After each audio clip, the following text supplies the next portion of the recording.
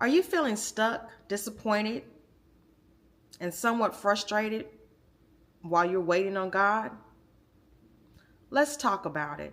Life's not over, it's just begun. Living after the calm, I'll find in the sun. No hope, no dreams.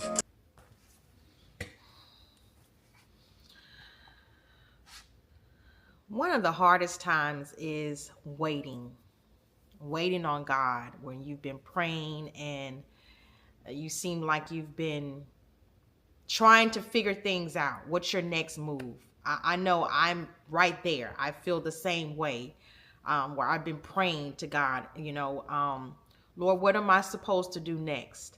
Maybe you've had someone to walk away, or you've lost a friend, or um, a business has suddenly closed, or an opportunity. There are so many people that we're seeing now in the news and on social media that are losing their jobs and losing their livelihoods. And I'm sure they're probably trying to figure things out just like you and I, as we're living after the comma. Lord, what are we going to do as we're waiting on you? And sometimes as we're waiting, it seems like God is the most silent times to me. And I know that it's not true, because we have many scriptures to tell us differently. But it still feels like that. And by the way, I'm Ramona, and welcome to Living After the Comma. A lot of times we have been raised in society that things are just supposed to happen quickly. And that's just not how God works. We know that he's very intentional with his timing. And there are many stories in the Bible where he displays that his timing is perfect. For example, Sarah. I always like to tell myself, don't pull a Sarah move, right? Because we know that God gave her the promise that she was going to have a son, or that she was going to carry a child. And in that time, I'm sure, with her being as old as she was, thinking that this, number one, it seems unbelievable, right? In fact, she laughed. And then, when it didn't happen as quickly as she probably thought it was supposed to happen, she began to start thinking, well, is this really true? And maybe not. So let me manipulate it and get myself involved, which sometimes some of us do. We kind of take ourselves before God because it's not happening as quickly as we would like for it to happen. And we create a mess. And look at Sarah. Look at the mess that she created, because she went ahead of God and she asked Hagar to have to be with her husband, and Hagar had this child. And then suddenly now Sarah's feeling some kind of way, because now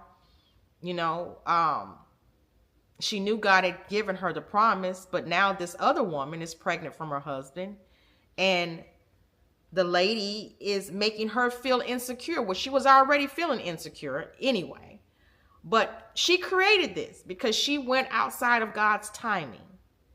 And so my question is to you, how many times have you gone ahead and pulled a Sarah move? That's what I like to call it, a Sarah move. Comment below and let me know what you think. Here are a couple nuggets that we're going to learn about God's timing. Number one, God always has a purpose for his timing. No matter how much time he has us waiting, he always has a purpose. Number two, God always has a look and a view of the bigger picture, which we can't see. Number three, and during that time of waiting, God is working. He's working not necessarily just on us, but even the scenario itself. Maybe he's working on a circumstance. Maybe he's working on a person that he's going to be sending you to. Maybe he's working the new job that he's giving you. Maybe he's working on that boss. Or there are just so many things that God does in his timing, but we know that his timing, he's very intentional with his timing. Number four, God's delay is not his denial. So just because something is delayed, as we always know, does not necessarily mean that it's denied, right?